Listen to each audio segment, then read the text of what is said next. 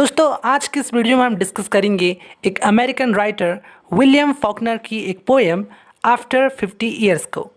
इन्हें 1949 में Nobel award से सम्मानित किया गया था। इनके कुछ नोटेबल वर्क्स हैं sound and the fury, light in August and the हेमलेट।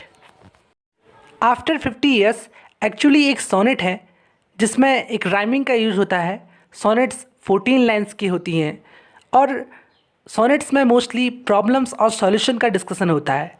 जैसे विलियम शेक्सपियर अपनी सोनेट्स में शुरू की 12 लाइन्स में प्रॉब्लम्स डिस्कस करते थे और लास्ट की 2 लाइन्स में वे सॉल्यूशन बताते थे। सोनेट्स को बेसिकली 2 पार्ट्स में डिवाइड किया जाता है, ऑक्टेव जो कि शुरू की 8 लाइन्स होती हैं और फिर सेस्टेट जो कि बाद की 6 लाइन्स होती हैं। Her house is empty and her heart is old and filled with shades and echoes that deceive. No one save her, for still she tries to weave with blind bent fingers nets that cannot hold. इस poetry का narrator एक old man है जो कि एक old women के बारे में बताता है। उसका घर खाली है और उसका दिल ओल्ड हो गया है और पास्ट की यादों से भर गया है जो कि इकोज़ मीन्स गूंजती हैं उसके दिल में और उसे धोखा देती हैं क्योंकि अब वो सिर्फ यादें हैं, रियल नहीं रही। कोई उसे बचाता नहीं है। वह अभी भी बुनने की कोशिश करती है एक नेट मीन्स जाल को जिसे उसकी अंधी मुड़ी हुई उंगलियां पकड़ नहीं पा रही हैं।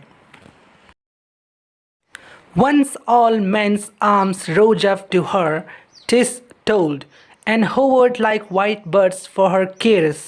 A crown she could have had to bind each tress of hair, and her sweet arms the witch's gold.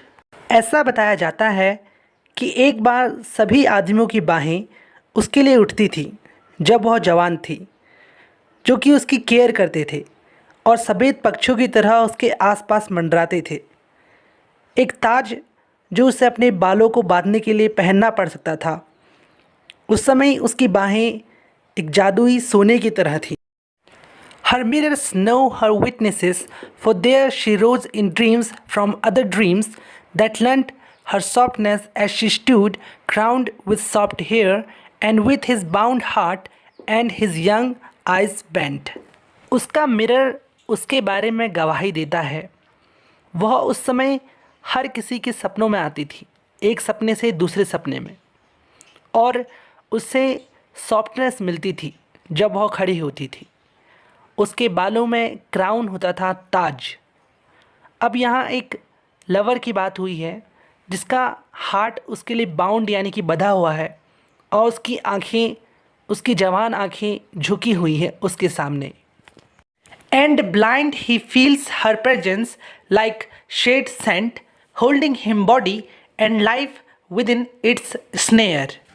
उसकी आंखें झुकी हुई और अंधी हो चुकी हैं और वह इंसान उसकी प्रेजेंस को ऐसे महसूस करता है जैसे बहती हुई खुशबू जो कि उसकी बॉडी ने होल्ड की है और उसकी ज़िंदगी इसी जाल में फंसी हुई है, इसी जाल में उसकी ज़िंदगी कट रही है।